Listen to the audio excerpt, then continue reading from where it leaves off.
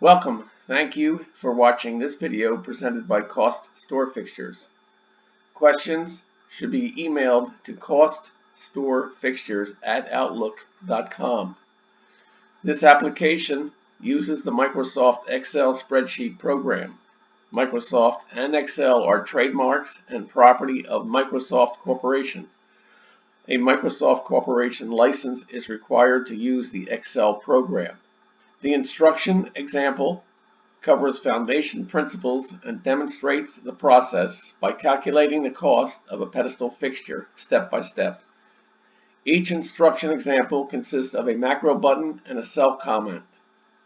To read the text of the macro before clicking the button, hover over the cell to the right of the button and the text of the macro is displayed. Complete the instruction example to develop an understanding and proficiency at preparing a cost workup. The instructions example is on the instructions sheet. The instruction sheet is the window currently displayed.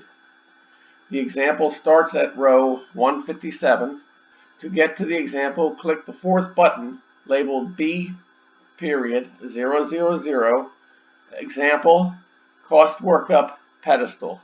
The focus of step 1 of the 3 steps is on the principles of this process and how to enter dimensions on the single project dimensions sheet. Example item 1.3.11 Door panel dimensions. The door opening dimensions have been entered. Next, enter the door panel dimensions. Dimensions are determined from the customer's point of view. More than one panel can be used to cover an opening. In this example, only one panel is needed. The all or left door panel position option is used. A or L means all or left. A or L is used in the majority of door cost workups. Click the button DMNS S1 DOR BSE AOR L LWR. This means dimensions. Section 1 door base all or left lower.